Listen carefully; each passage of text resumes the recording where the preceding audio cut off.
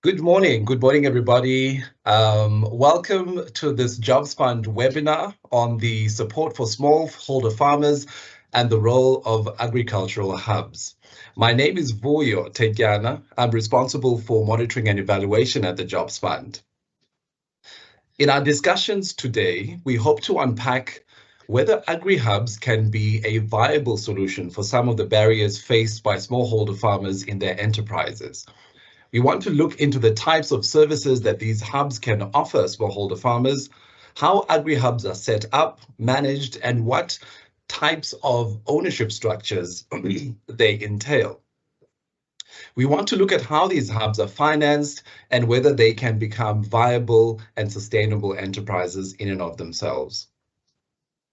The agriculture sector in South Africa plays a significant role in the country's economic growth and development. It is characterized by a modern and diverse agricultural economy, with a number of commercial farmers producing a wide range of crops and livestock. The sector contributes about 3.2% to the country's total output, making it an important industry in terms of GDP. In addition to its contribution to GDP, the agriculture sector also plays a crucial role in employment generation. It has a higher labor absorption capacity compared to other industries such as mining and utilities. The industry provides employment opportunities throughout the value chain, from farming to processing and distribution. This has a positive impact on reducing poverty and inequality in South Africa. Overall, the agriculture sector in South Africa is vital for the country's economic growth. For employment generation, food security, regional and international trade, as well as foreign currency exchange. It is a sector that holds great potential for further development and investment. To further punctuate the significance of the agriculture sector, the Jobs Fund's own agricultural portfolio comprises 46 projects, about 28% of the total portfolio of the Jobs Fund. To support these initiatives, the Jobs Fund has disbursed over 2.7 billion in grants, which have attracted significant leverage. Through partnerships with various organizations, the Jobs Fund has managed to secure over 3.2 billion rand in cash match funding in support of our agriculture portfolio. Most importantly, the agriculture portfolio of the Jobs Fund has made noteworthy gains on job creation. To date, it has generated over 83,000 jobs, with 52% occupied by women and an encouraging 38% by youth. These numbers underscore the significance of agriculture as a vehicle for empowering women and nurturing the talents of our youth. Due to limited time, today's webinar discussion will focus on one of the fund's partnerships, being our partnership with LIMA, through the Smallholder Support Program. LIMA, who are a capable and well-experienced intermediary in the agricultural space, will share with us their experiences in relation to today's topic. They will share with us their good practice in empowering smallholder farmers and also lessons in the establishment and management of agri-hubs. In all of this, they will also be sharing with us some of the inevitable challenges they have had to encounter along the way and how they would have tried to overcome these. Agriculture hubs serve as specialized centers where farmers, entrepreneurs, suppliers, and service providers collaborate, driving innovation, knowledge sharing, and market access.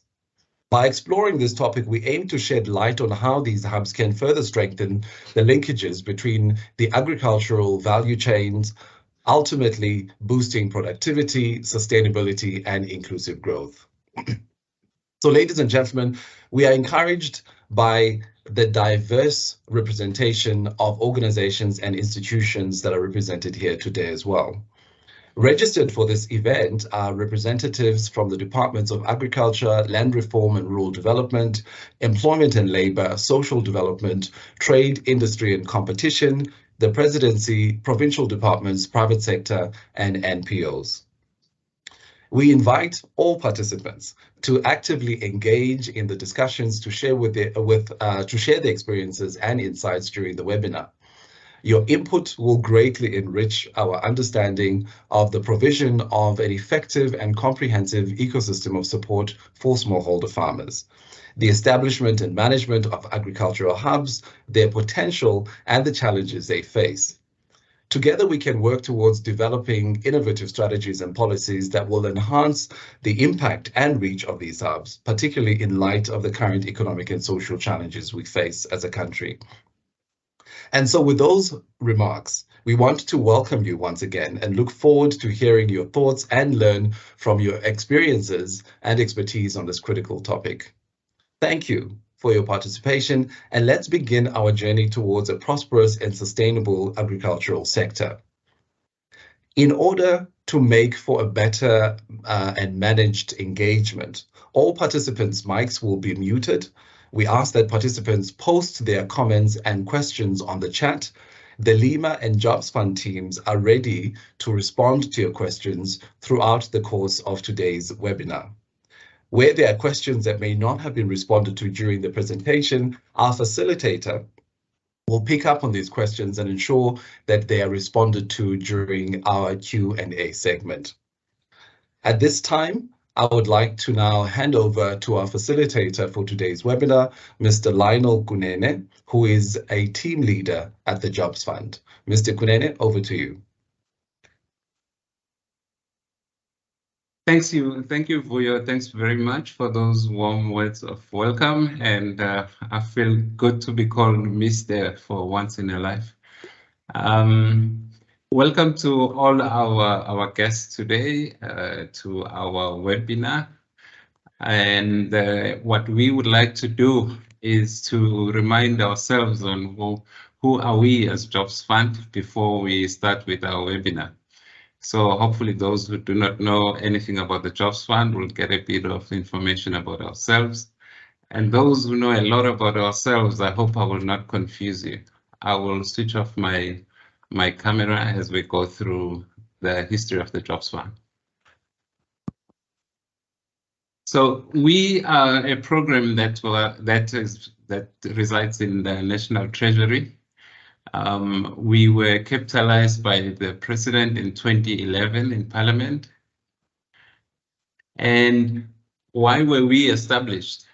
It was to inspire innovation and to co-fund programs that address specific barriers to job creation. We live in South Africa, so we need not be reminded of the huge problem that we have in regards to unemployment. So one would look at us also as an R&D pilot on innovative job creation models, which operate in challenge fund principles. So what we do, we test innovative approaches to job creation, both on the supply and demand side of labor market. We share risk in so many ways, and one of them might be those who have partnered with us before. We require that other partners raise the match funding. We encourage wider market adoption of challenge fund instruments over the medium and long term. We also encourage adoption of successful job creation models by organizations, not only the ones that we partner with, but even the ones that play in the market. Now, what we are not, sometimes there is a bit of that confusion. We are not a mass employment program. We complement some of those programs which are mass employment programs or other programs that the government has established. How do we do that? We encourage innovation, and we also seek ways of achieving sustainable job creation. Now, how we work is we work as intermediaries. We are not a huge organization. We have about 50 or less, just less than 50 employees. So we work with intermediaries who have that wide reach. Now, what we do, we leverage their networks and expertise to access and provide support to those beneficiaries that are targeted. Now, the Jobs Fund was established with knowledge sharing as one of the foundational pillars. And we have rigorous monitoring, evaluation, reporting, and learning framework. Those who have partnered with us, they after a few quarters of reporting, they realize and they praise us for assisting in setting up the systems to be able to evaluate and monitor whatever that they're implementing. Now, to this end, we regularly host and participate in knowledge exchange sessions together with our partners and the public, which is what we are doing today, and we hope you will have a great day with us. Now, as you have heard, our webinar today is titled Developing Inclusive Business Models in Agriculture. We want to look at the lessons from the establishment of an agri-hub. We have supported a number of partners that intervene in the agriculture sector, but specifically, we want to focus on one project today that has significant experience in offering support to smallholder farmers and setting up of agri-hubs. Today, we will focus on LIMA Smallholder Farmer Support Program, and we'll share learnings with respect to smallholder farmer empowerment and the establishment of agri-hubs. The session will consider good practice in the setup of agri-hubs and challenges experienced, and the design of agri-hub business model that provides the establishment of self-sustaining agri-hubs over time. We are so privileged to have two speakers from LIMA. Those speakers are Duncan Stewart and Lynette Parsons. Duncan Stewart, he founded the LIMA Rural Development Foundation in 1989. Those who do not know LIMA is an NGO working towards a more just society through dynamic community engagement and innovative rural development initiatives. After more than 30 years, he continues to serve as the MD of LIMA. He has experience in planning, implementing, and managing rural development projects across South Africa.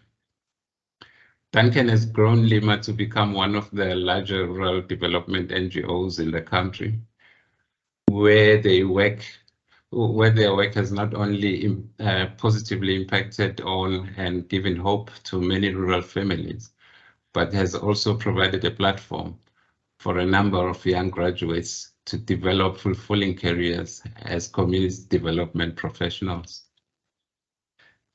Duncan is a dedicated professional with extensive experience in rural development policy and the management of integrated rural development projects. He possesses strong expertise in institutional economics, civil society institutional development, and community water supply policy. Duncan is also well versed in labor-based road construction policy and project implementation. Furthermore, he has deep understanding of the management of local and foreign donor funding for development programs. As I indicated, Duncan will not be alone.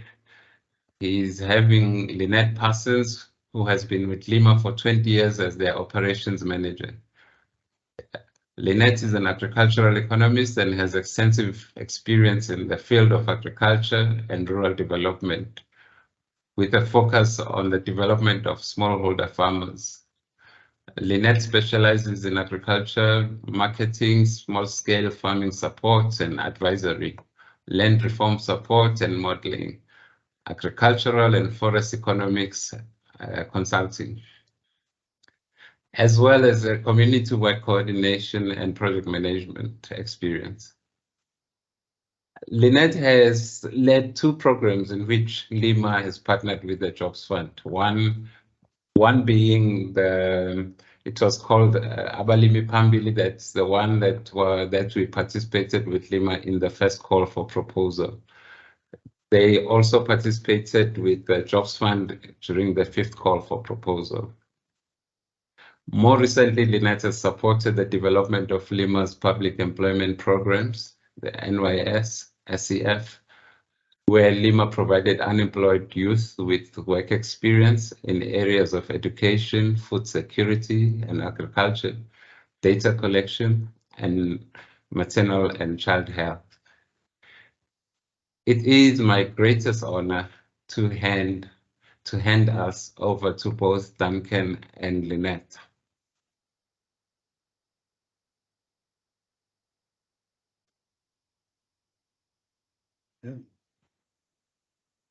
Sanibonga, nice to be with you. Thanks very much to all of you for those kind words, starting words.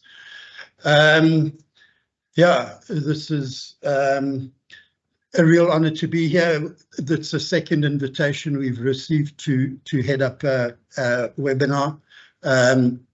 Our working relationship with the Jobs Fund is has been right from the beginning. We've worked on lots of projects. Nadra and her team run a core of excellence in the public sector.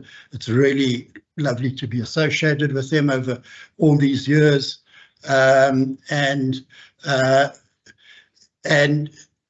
We've established a working relationship with Lionel ever since we started with him in 2015, and it's been a wonderful journey. The LIMA is an integrated community development organisation. Although our name implies that we have our roots in agriculture, we work in a variety of service fields that support rural poor communities.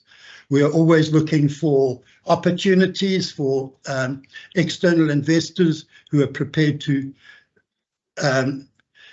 invest in rural communities, and our implementation model is always the same. We implement by embedding qualified field staff into those communities on a long-term basis in order to bring about institutional change. Our entry point into communities is also the same. We do use a workshopping technique called participatory rural appraisal, which was developed by sociologists in India between the 70s and the 90s. And we use that to be able to understand where we are and who we're talking to, or who we're not talking to, who we're listening to. Okay? And PRA allows communities an opportunity to share with outsiders their needs and wishes and their aspirations. And it also moves the initiative from the outsider to the insider and gives people the opportunity to develop their own processes and lead their own processes. Some people call it joint knowledge sharing, but it's important that the communities lead that process themselves. Next slide. We developed an agricultural program. I come from an agricultural extension background. Agricultural extension is the term that we used to use to refer to the relationship between an advisor and farmers. That term has fallen out of disuse and is replaced by a term called smallholder farmer support services. And in an attempt at trying to define it as a wider action, I always refer to the 5 components of farmer support services and equate them to the 5 fingers on the hand. And those are inputs, credit, mechanization, markets, and information. So the last one, information, is the realm that agricultural extension used to be limited to in the past, and we now see the action of the extension officer having to link farmers with what is effectively the agribusiness value chain. Yeah. So farmers do not operate in isolation in order to become commercial and move from a subsistence or peasantry type of activity. They need to be linked closely with the agricultural value chain. The more I've been thinking about this lately in terms of my strange analogy of 5 fingers on a hand, has made me think of the components of the agricultural value chain. They aren't really 5 fingers, they're more like 5 continents. Okay, and it's important to be linked and immersed and become an active member with each in terms of an interpersonal relationship with each of those 5 continents.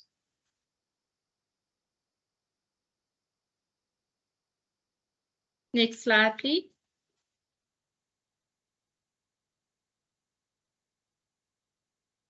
Our agricultural program, as Lionel said earlier, we've dubbed it to be Abalimi Phambili, which means that our focus is farmers first, and that their input and their requirements come paramount to us, and then we we act in a responsive, reactive manner rather than proactive.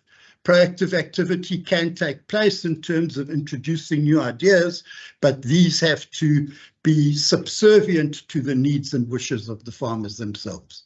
Okay, so the difference in approach is between top down and bottom up, and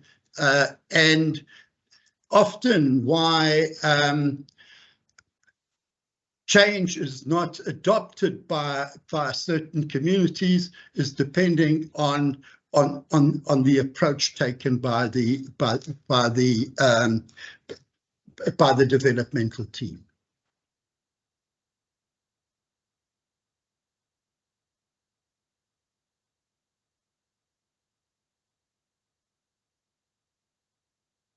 So how is the best way of connecting a range of farmers with these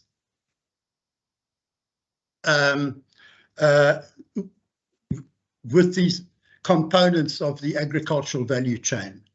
And the way that has been done traditionally in South Africa has been through the establishment of co-ops or depots.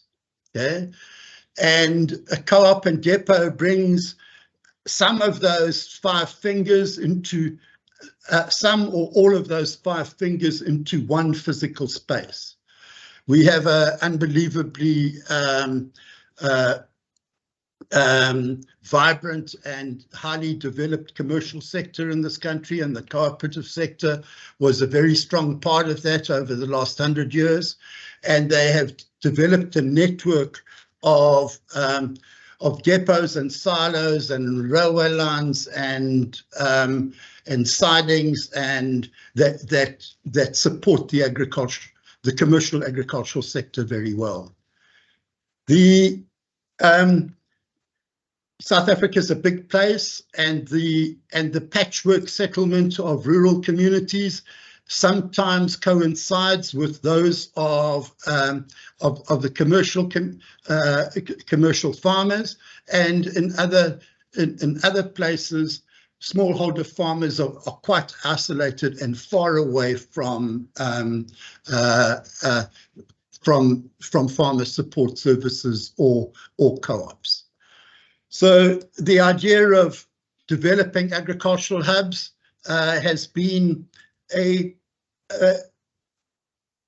high priority in the sector over the last decade, and has been a word that has become in common usage and has and people talk about it all the time. Unfortunately, however, the sector's ability to perform on these ideals that we may have had has been a little bit disappointing. It takes a long time to get these things together, and it's considerable. It's a considerable amount of hard work and requires multi-stakeholder involvement. Have I gone completely off the topic, Lynette? Not yet. You want to just go through the definition? So the definition of an agri-hub reflects exactly what we were talking about earlier about our 5 fingers or our 5 continents.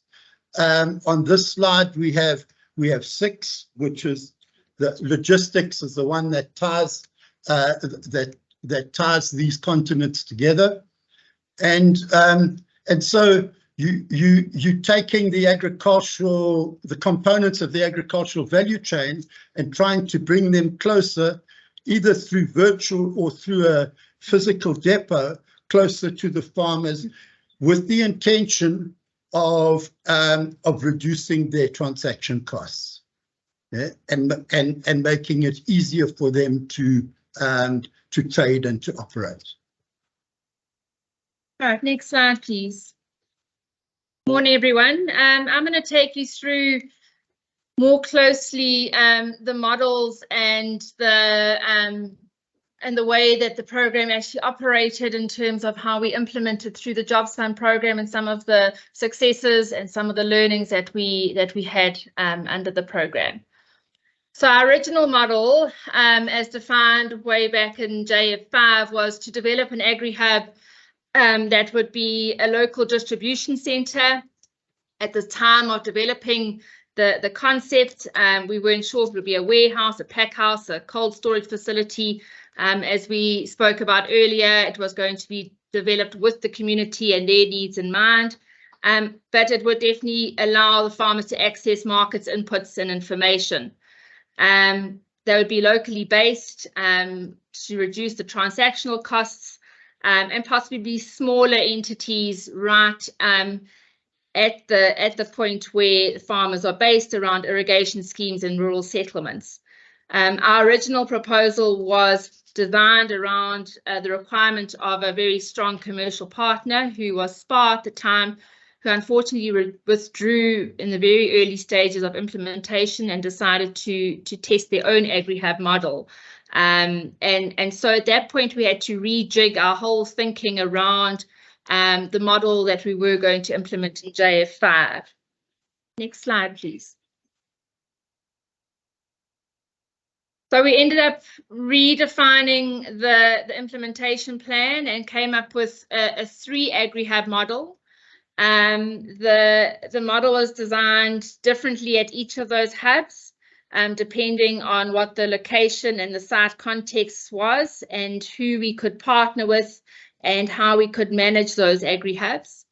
The 3 were geographically very spread, as well as in terms of what activities happened at each of the agri-hubs. The Lephalale agri-hub was based up in Limpopo. The Midlands Livestock Platform was based in the Midlands area in KZN, and the Mopani Agri-hub was based in Sekororo, Limpopo. Next slide, please.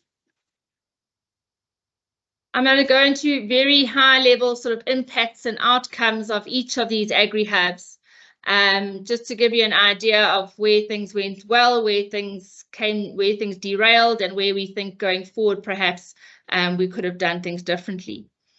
At Lephalale, this was established in an incredibly arid climate, and it coincided with probably one of the worst droughts that we've had for a while in the country. That was around the 2017-18 period, and it was incredibly difficult implementing a program up there which looked mainly at grains and fodder, feeding into a livestock program.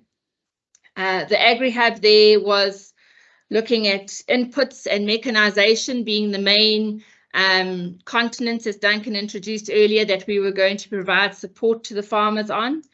The The program found it very difficult up there to find an ownership model. We went in with a design where we were looking for a local business person to take the ownership structure forward.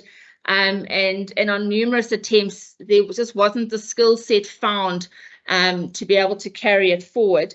And I think this was largely due to the sort of very difficult sort of climatic conditions we were trying to implement this agri-hub under, where planting was very erratic, demands for inputs and markets were very unstable, and the margins of the agri-hub was very low and almost unattractive for a business person.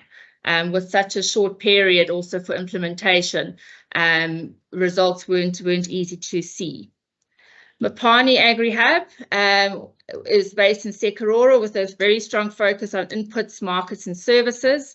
This Agri-hub is still operational. It's a very strongly farmer-driven secondary co-op who owns it, with LIMA providing strong management still, and a commercial partner was secured there on the poultry side of the business, who provides security in terms of support to the systems and implementation of the hub. The Midlands Livestock Platform was developed more as a virtual hub than as a hub that had a base, where LIMA provided a support through linkages between farmers and the value chain. It was based on a livestock program. This agri-hub had huge demand from the farmers, but hasn't been able to continue as it hasn't found a place to an ownership sort of model that can take it forward, nor a commercial partner to partner with. Next slide, please. So more on the inputs, impacts and outcomes. So on each of these agri-hubs, we were supporting between 300 and 800 farmers. Each of those farmers averaged about 2 employees each. So true to what Vuyo was saying earlier, and Lionel, agriculture definitely does impact greatly on achieving jobs. And at each of these agri-hubs, probably 50% of the farmers registered on our program were utilizing the services of the agri-hub at some level, but perhaps not as much as we had hoped for within the time frame. Perhaps the element that really we feel is the most critical is the commercial partner, where without it the agri-hubs struggle to become financially secure, and with margins being very small and overhead costs quite high at the initial stages, profitability was low, and keeping these agri-hubs operational during the period was very difficult. We strongly feel that agri-hubs need a commercial partner to support them, especially for support systems and the management element and the decreasing of the transactional costs that occurs at the agri-hubs. Next slide, please.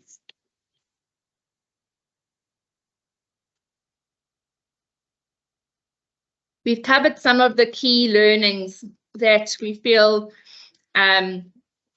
need to be considered and discussed in developing agri-hubs going forward. We've mentioned it already, but ownership and management viewed independently is a key cornerstone to the success of an agri-hub. There are various ownership models that need to be looked at, and whether it should be a farmer-led ownership model or a business-led one is dependent on the group and the area where you're developing the agri-hub. More critical in many respects is the management of the agri-hub and who should be managing it.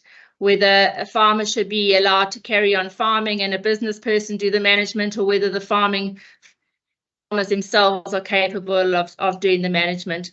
And this needs to be really soundly established up front before any trading or anything happens. Strong financial skills. There is definitely a set of skills that's often lacking in rural areas around the financial sort of requirements of running these agri-hubs, and even finding professional skills in these areas can be difficult to bring them in. So some sort of management partnership with a commercial sort of support system around finances is critical. We feel very often that due to communication between sector partners, farmers, stakeholders, markets, is where sometimes alignment between what an agri-hub does, what it should do, and what it achieves falls apart. And it's quite critical to get those pathways of communication done and established very early on, so that everyone is understanding what the benefits are of the agri-hub. I mentioned earlier around partnerships and bringing in the commercial sector. You know, for many years, the commercial sector have almost avoided engaging in the agri-hub space in the rural smallholder farmer sector. And how we overcome this is something that takes time, and reducing those risks and barriers is necessary for us to be able to bring in those commercial partners. Lastly, I think very often these agri-hubs come in with a predefined offering of what they're going to do, or they try and do all 5 of the fingers and not necessarily listen and understand what is necessary at the site or at the location where they're going to be implemented. And it's often a mix of a variety of things, including the services and the training and the technical aspect of the extension work, which is required there, not just the marketing element or not just the input element. So, you know, in closing of this slide, we sort of say different sites have different needs, different farmers, different models. There definitely isn't one size fits all. Next slide. Lynette, if I can come in there's a question on the floor whilst you were speaking about the reluctance by the commercial sector to be more involved. Are there some specific examples that can be done to get them more involved in the agri-hubs, and also minimizing the perceived risk that gets associated with smallholder farmers? Yeah, so in the co-op movement, which has changed substantially over the last 30, 40 years,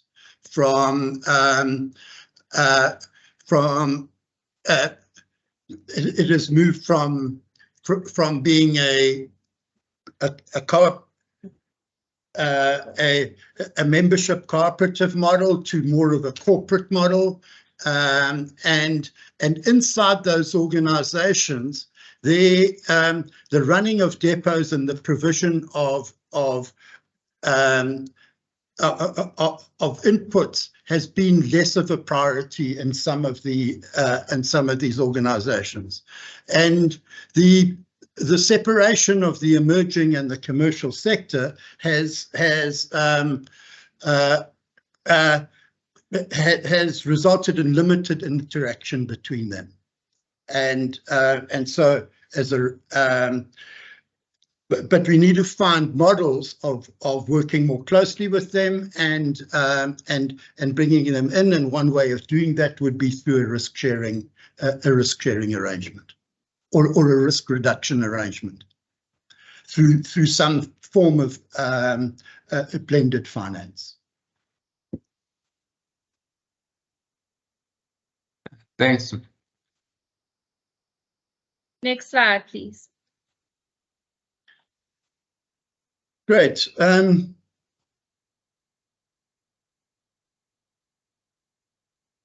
So the components of ownership and management, and the commercial and emerging sector have. I didn't think I would talk about the separation, the oil and water separation of the dual economy in South Africa, but that still remains. There are examples of the commercial and emerging sector working more closely together, and in almost all the commodities there's an attempt at doing that, but often at isolated farmer level, the transaction cost issues that smallholders face remain quite substantial.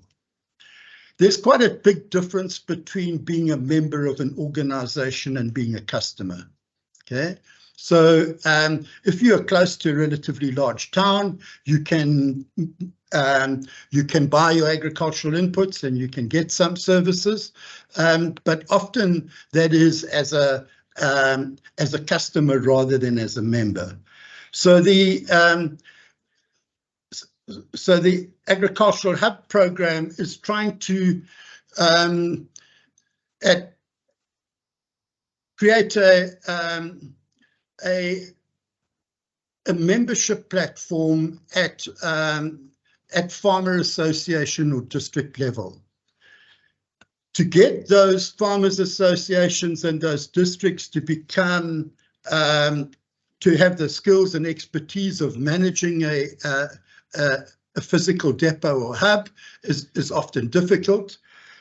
Businesses today are highly complex and they're stringent compliance requirements, and so we're saying that from a management point of view, the agribusiness management capacity needs to be encouraged or retained, but it's important for the farmers within that area to have some close working relationships with those hubs in order to be able to make full benefit of all the services that those hubs provide.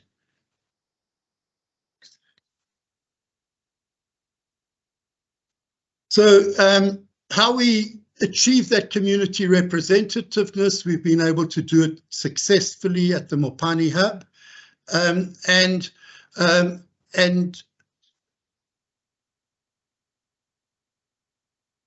but we feel that it is an essential part of it. Okay,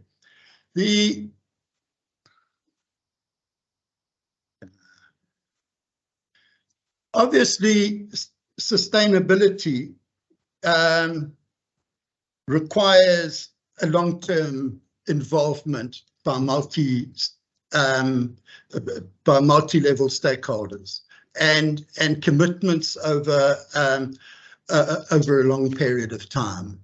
And once these relationships are mature and operational, they run on their own legs.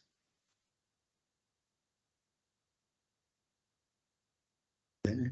You want to change the slide? Next slide, please.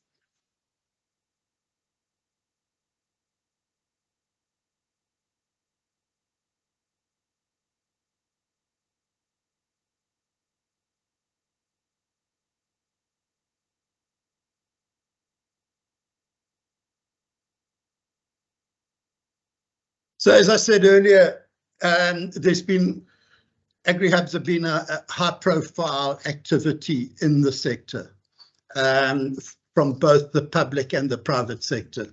But if we look back on what we've been able to achieve over the last decade or so, we have to be honest and say that our performance has been suboptimal. Okay? But what we'd like to share is that we must not give up hope, and we must continue trying and work harder at the elements that are necessary to make it happen. We feel that bringing about institutional change or in communities is highly dependent on the level of receptiveness within those communities. So some communities have high levels of social capital, and they adopt the change process well. As I spoke in the beginning, communities that are encouraged to lead those processes often respond better. And it's important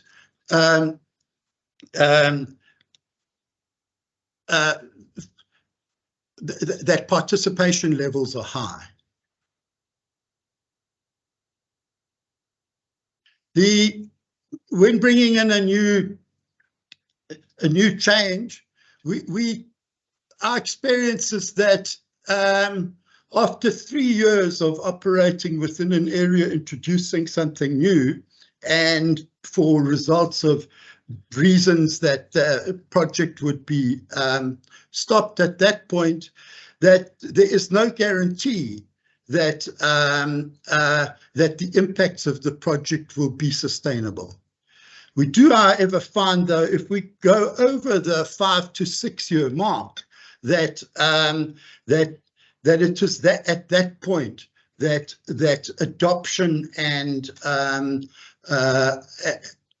acceptance is at a higher level. And a decade into a program, one couldn't imagine what life was like in advance of the change that has happened.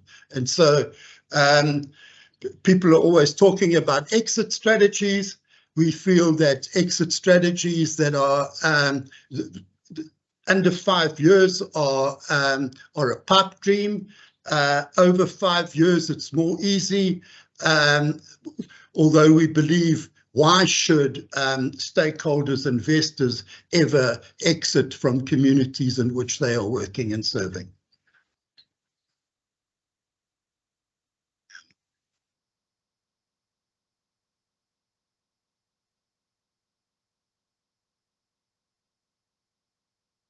Please.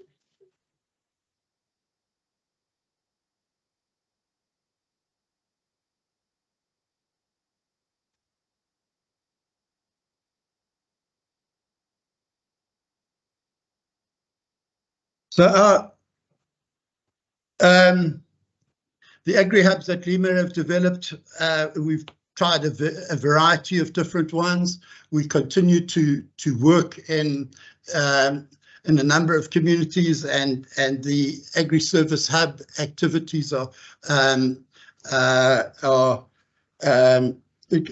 continue to happen. The areas where we've done these hubs have been areas that are isolated and farmers don't have that service available. We've been working more recently in parts of the Northwest Province, where the co-op system there is very highly developed, and there's nothing much that you can do in town without interacting with the co-op, all the way from birth to death. The co-op runs every business in town, and so operating in systems like that, we have found extremely easy to work in those areas. We're now doing work together with De Beers and AGDA with a agricultural hub that we're developing in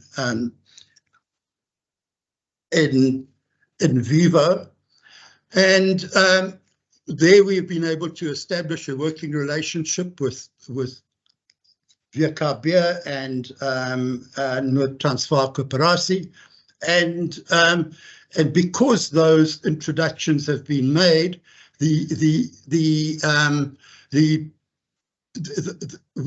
have a lot of hope that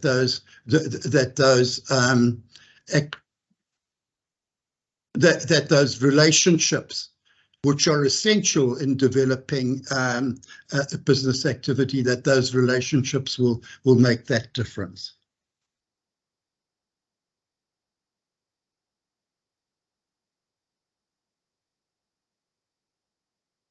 Okay, last slide, please. Julie.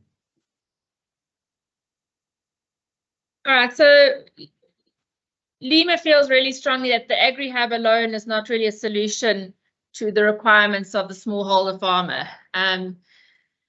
It's part of the package, it's part of what's needed in certain areas and not all areas.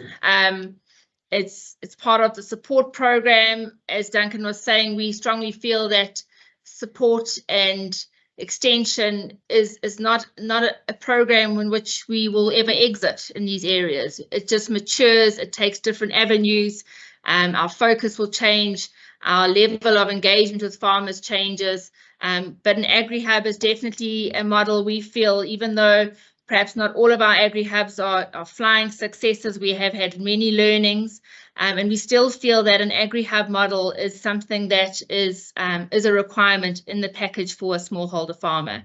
We do feel that a commercial partner is needed to reduce sort of the risks of the success of an agri-hub, but that we need to come up with a model where we need to incentivize the commercial partner by reducing their risks, even if they are perceived risks, to come in and enter into this space of business.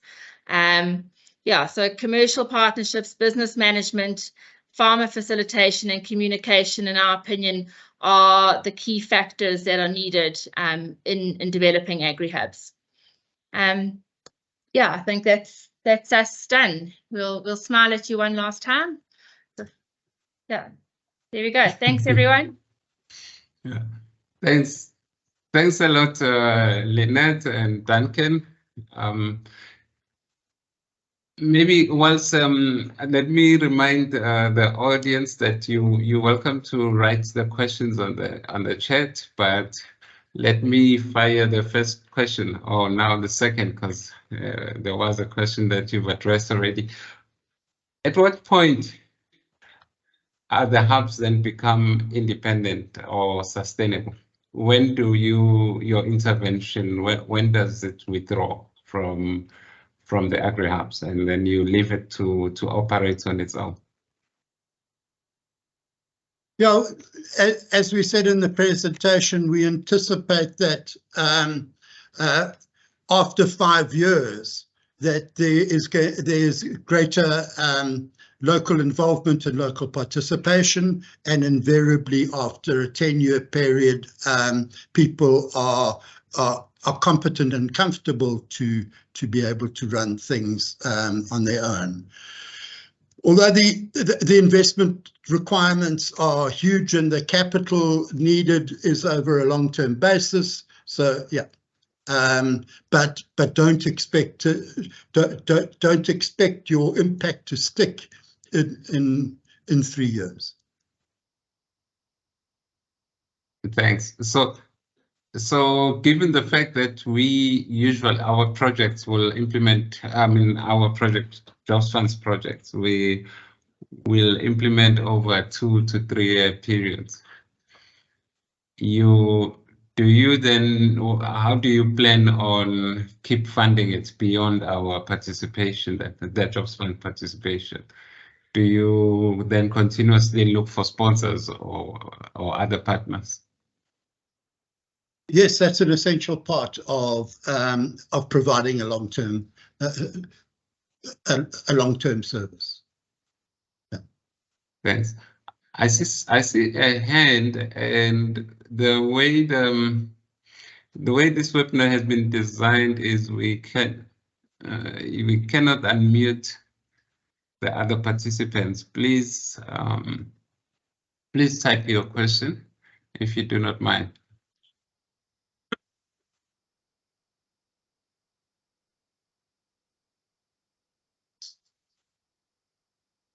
So whoever has his hand up, may please type your question. Then Duncan, another question that usually comes up is, the moment you speak of agri-hubs, people will say all of these become white elephants, or most of them become white elephants. Why is it so? What are the challenges that prevent them from being productive, the agri-hubs? Let me take this one, Arnold. So I feel that often it's the lack of the initial investigation or the initial field work that's required in assessing the maturity of the community in which the agri-hub is going to be established first and foremost, and spending time really understanding the needs of that community in which the agri-hub will be established. And quite often these these white elephants we see have just missed the boat completely in terms of what the needs are. I think that's the first point. I think the second one is very often there hasn't been any ownership structure developed that is well understood by those owners of the Agri-hub. Very often it's just a very quick come and set up a co-op and leave. So there hasn't been that sort of nurturing and handing over time spent with the owners of the Agri-hub.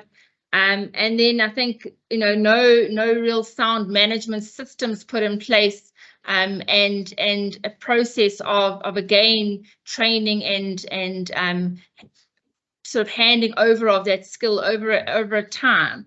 And then lastly, I think, you know, often these agri-hubs are put into communities almost in isolation of the stakeholders that are in the broader community around them. And without those stakeholders, be it a commercial partner, be it other contractors in the area, without those stakeholders being involved and playing a role, these agri-hubs try and operate in isolation, and very often are not competitive or are not able to provide the right requirements of that community, and fall apart. So in my opinion, you know, those are the main sort of areas where the white elephants we've dealt with before have come unstuck. And they're often really sad cases of huge investment going into lots of infrastructure, lots of equipment, but stand there with no owners, no management, and dysfunctional. So yeah, that's my take on why agri-hubs don't take off. There's a question from Tanya, where Tanya says, what specific functions are required within the hub? What financing is required over the 5-year establishment period for the agri-hub to operate effectively? What financing is required after 5-year period? I think you might have probably touched on the last two of Tanya's questions. But what are the specific functions that are required within the hub? So I think it's mainly around the management functions that are required in the hub, and it very much depends on what activities the hub is doing. And it also depends whether you are looking at a virtual structured hub or whether you're looking at a hub that has an actual base. But I mean, the main sort of functions that a hub needs is obviously some financial systems and functions to be in place, the sort of the managing sort of director positions and functions to be in place, and we feel that there has to be the farmer support and extension functions need to be in place, linking the farmers directly with the agri-hubs. And then obviously other functions would be very specific to what elements the hub is doing. If it's market related, you'd need support there. If it's input related, you'd need support there. And those costs are initially not covered by the Agri-hub. Their markups and their turnovers cannot support those. It takes you know, at least a good couple of years of those positions and those support functions being externally funded before that Agri-hub would be able to cover those costs. And that kind of talks to what we feel is a 5-year sort of period. Earlier on, Duncan touched on risk sharing and blended finance. Risk sharing. Yeah. Now there is unknown user. It's showing as unknown user. It says, what exactly would an off-taker be financing? Would they be financing the infrastructure equipment in addition to de-risking? And are there any commercial banking partners already involved in the funding of the hubs? Yeah, lots of questions there. We are working with commercial banking partners now on a variety of our different programs. So yes, we have got that element operational in some places.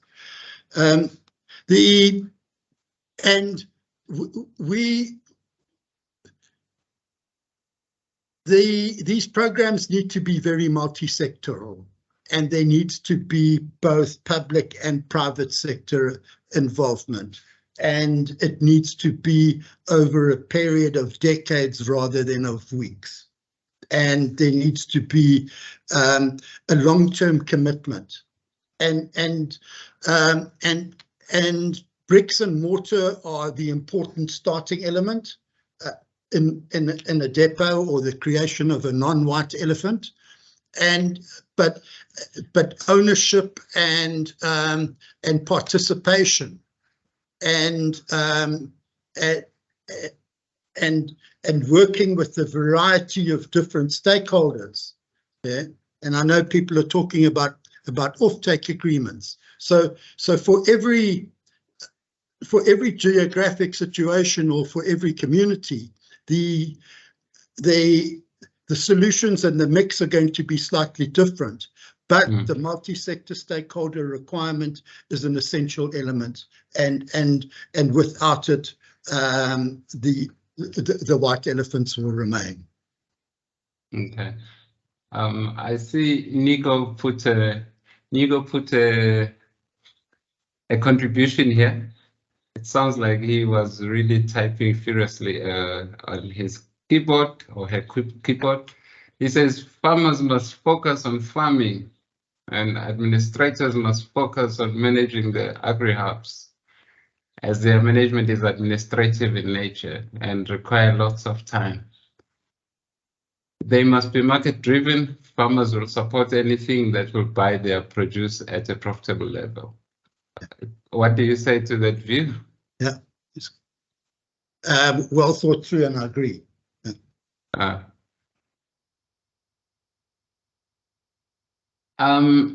Did you consider, who's this, Mbeki? I hope it's not President Mbeki. He says, did you consider the possibility that the agri-hubs where you've had problems, they were at the wrong location? And what are the factors that you consider important in deciding that this is the right place to establish a hub? Yeah, so there are many examples of buildings that are incorrectly located, and the location of an agri-hub is essential to its success. And as you said right in the beginning, the work we do as community developers is responsive, and we expect the leadership to come from the community and the farmers themselves. So whenever we do projects, the community themselves decide on the location, and it is not something that is decided by us. Okay, so it's important to remember that we are service providers and catalysts in an economy that is far bigger and far more complex than us as individual role players can influence. Okay? So we need to add value rather than be prescriptive.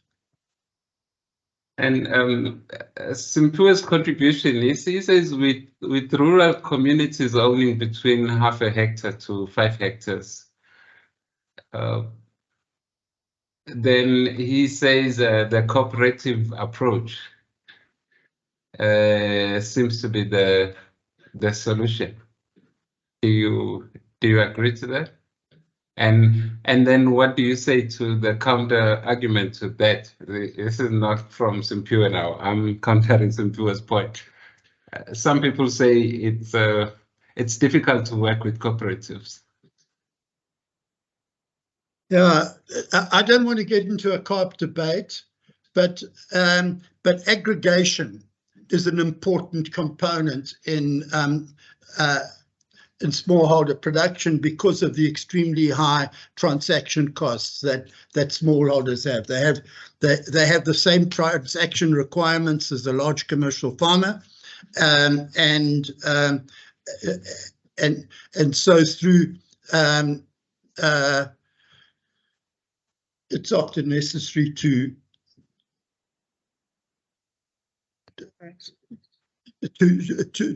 get parties to work together.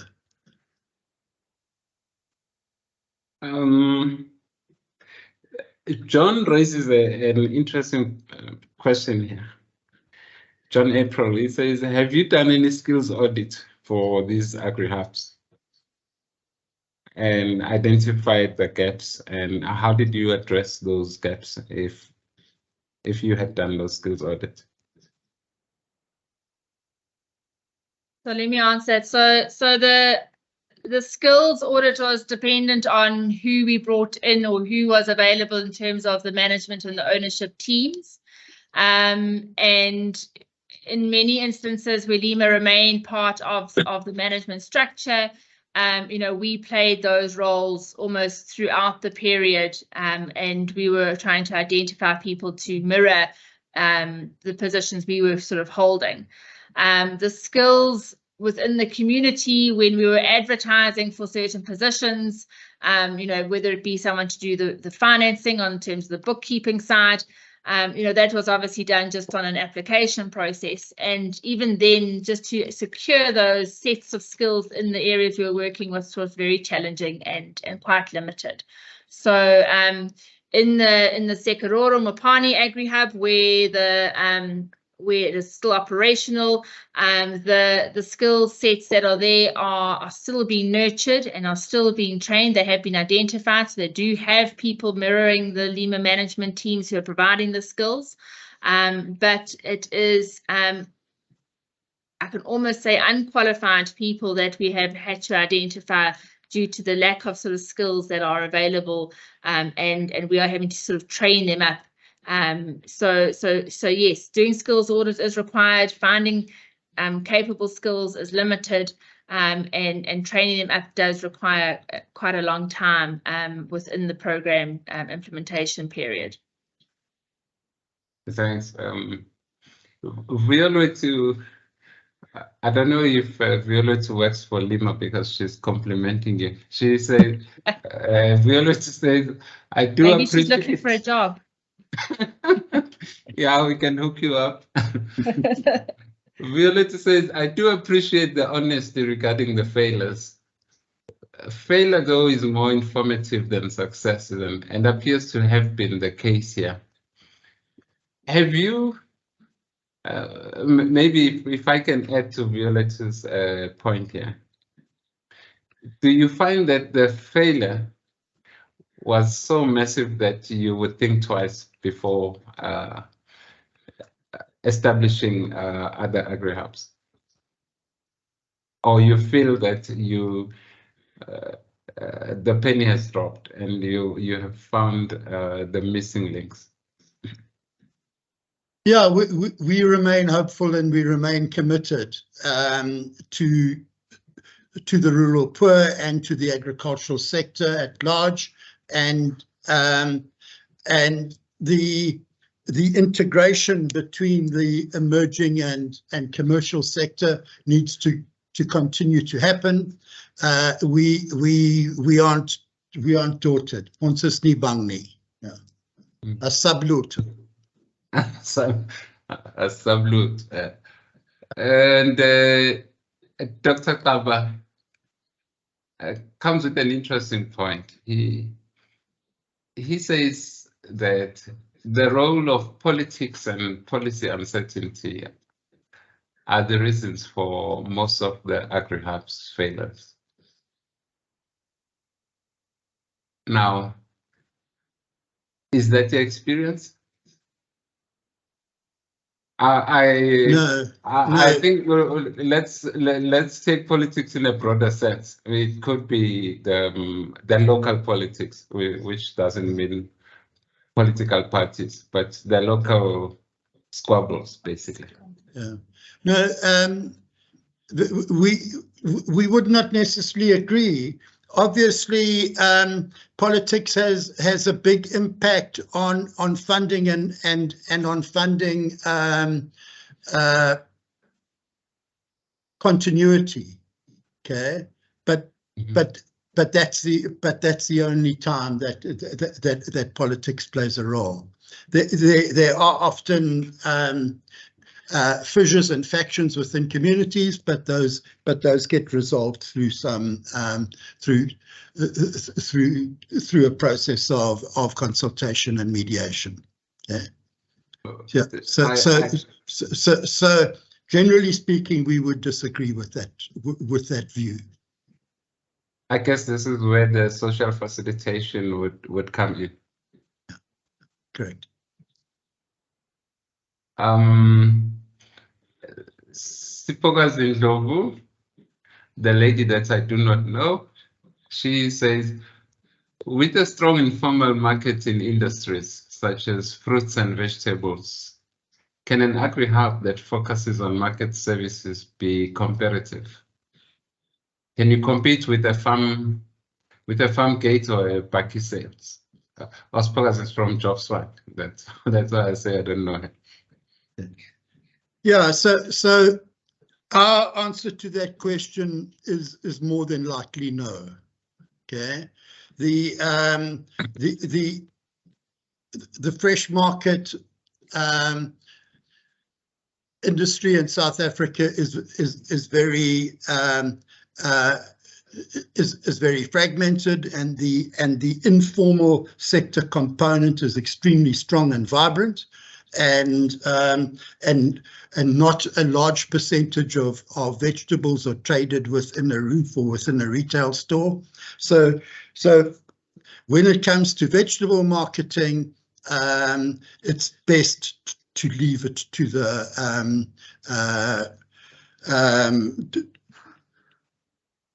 a large component of it to the informal sector, who are very efficient at doing it. Yeah. Yes, there is a room, obviously, for smallholders to operate within a more formalized market arrangement with retailers, but the potential for competition and side selling from outside are very, very high. Thanks. And Sipho Somtyala, he says infrastructure such as roads, logistic networks, reliable irrigation water, some of the challenges that must not be ignored. They tend to impact long-term the sustainability and the private partner participation. Is that the experience that you've or are these the same things as what Sipho is raising? Do you share those sentiments? Yes, we do. Obviously, we've been talking about services and not about access to land and water and infrastructure. And so that's been left out of this discussion completely. Yes, they remain essential components. Brian raises a challenge. I don't think Brian is raising a challenge to you. He's raising it to the JobsFund. Then he says it would have been beneficial to get a comparison between the LIMA agri-hubs and those established by agriculture and rural development. I'm sure someone will do that study at some point. Yeah, I think you are conflicted. Yeah. But that's a good seed that Brian is not in the sense of comparing who's better, who's worse or who's bad, but in learning from a wider pool and seeing what has worked well with the department and also what has worked well from LIMA's side.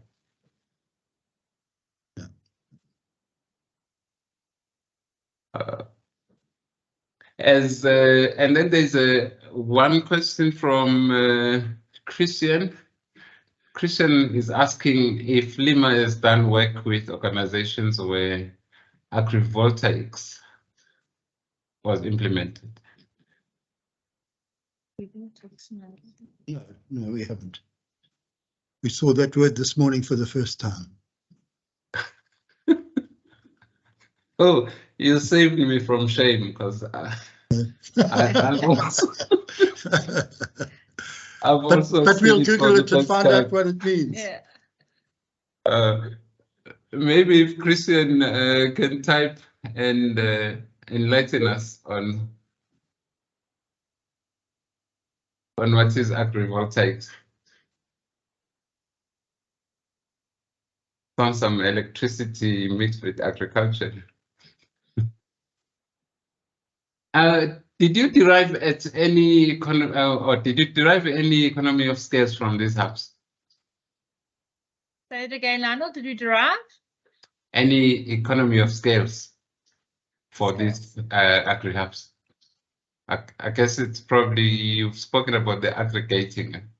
Yeah, so I was going to answer it sort of the same way. Yeah, through aggregation, especially on the hubs where we did mechanization, on the smaller scale farmers, to be able to, aggregate farmers into, units where we were able to do mechanization effectively.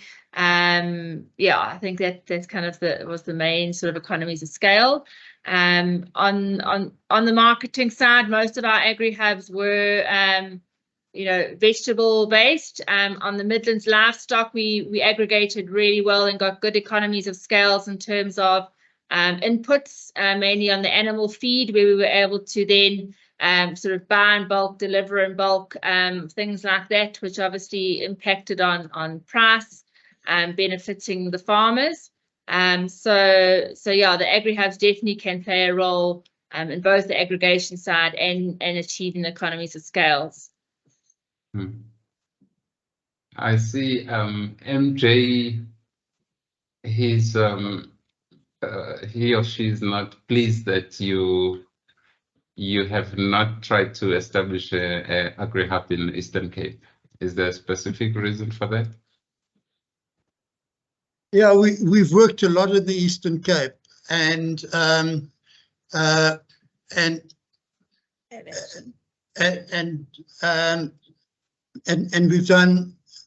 we've been able to encourage some service providers to provide decentralized services within villages in the Eastern Cape. Yes, we have done work in the Eastern Cape in terms of small agri-hub developments. Bridget is asking maybe which one is a better way? Is it to get the leaders from the community and the leadership for the hubs from the community, or you parachute people who have the skills? No,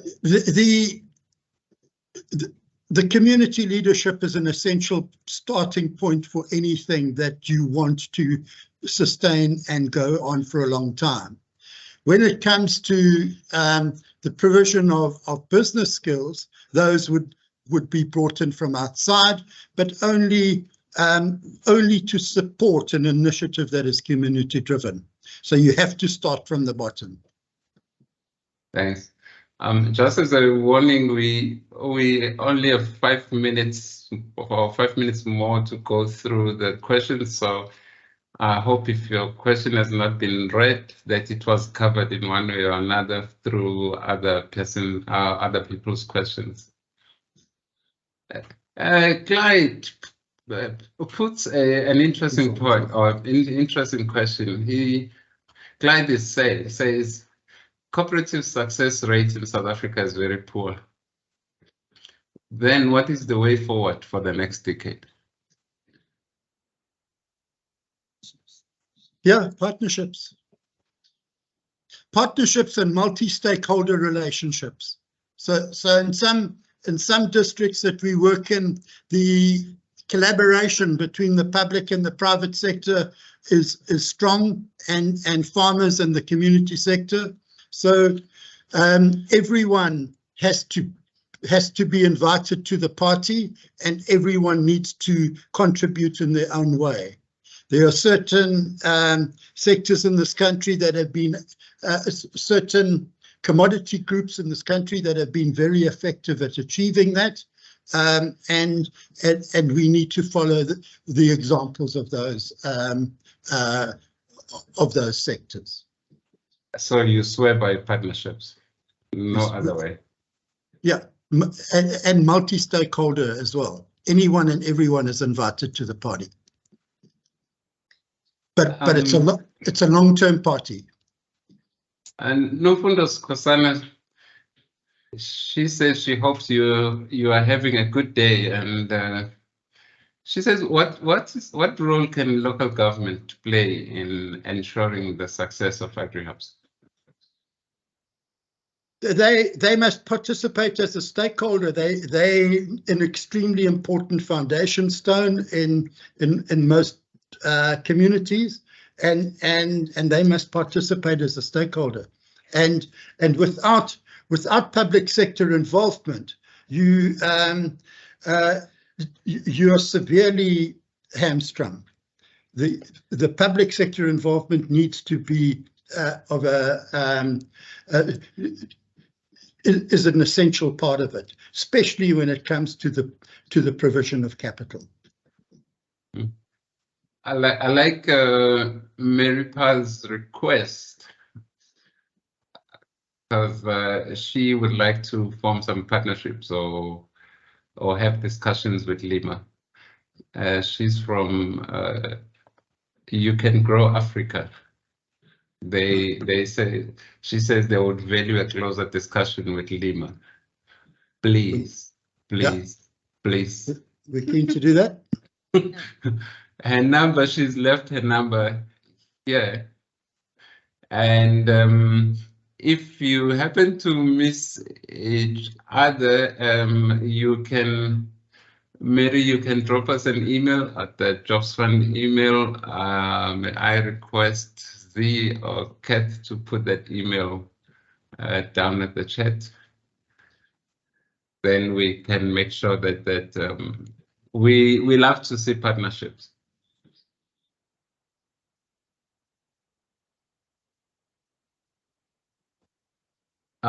Then there is a question from Sonko Piri. He says, are there any successful hubs established by LIMA? And why do you say that those were successful? So how do you measure success when it comes to the hub's performance? Yeah, the best way to measure success is continued survival, and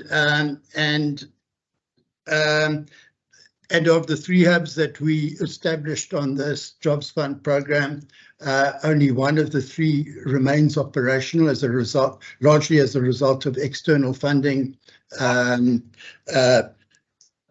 constraints. But it's not easy, and it requires a long-term commitment.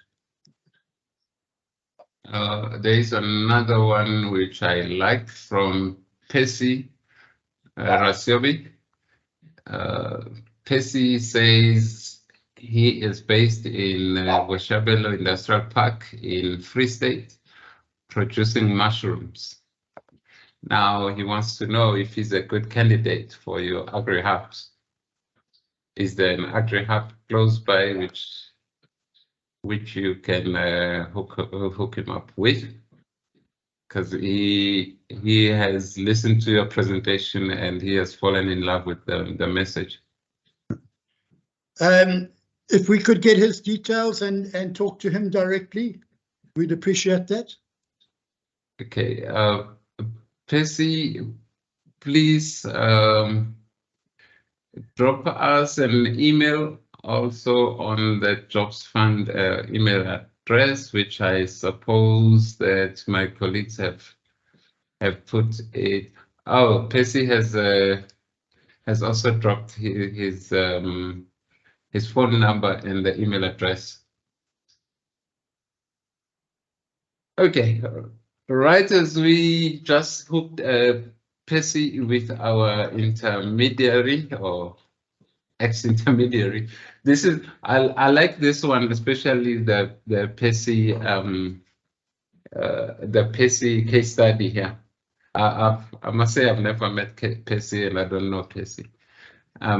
This is how then when we say we are intermediaries, we assist smallholder farmers like Percy through the intermediary. In this case would be LIMA. So it will be LIMA that would deal directly with the smallholder farmer.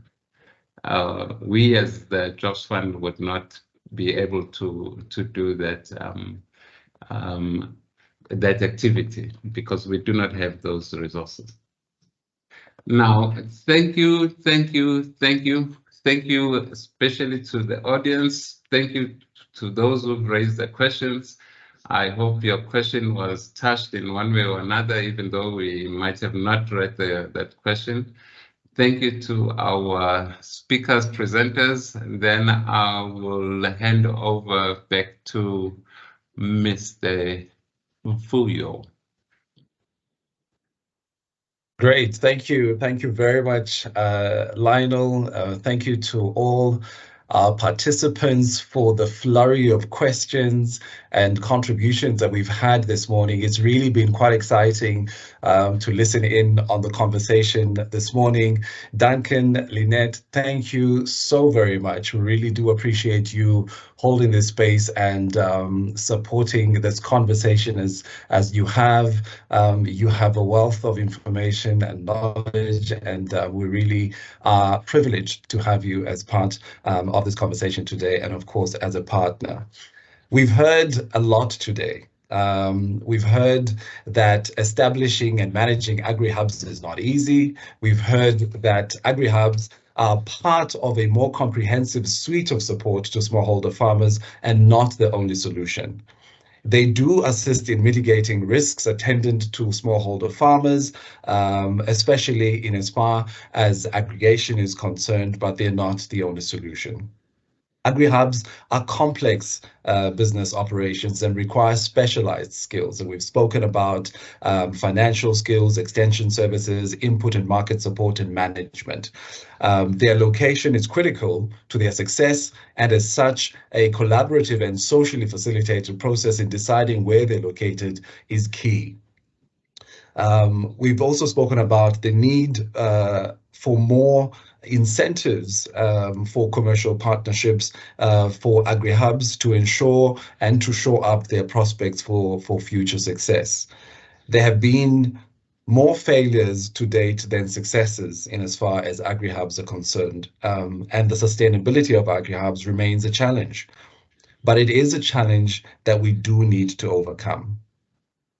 More collaboration, of course, we've also spoken about between small farmer operations and commercial agriculture needs to be encouraged.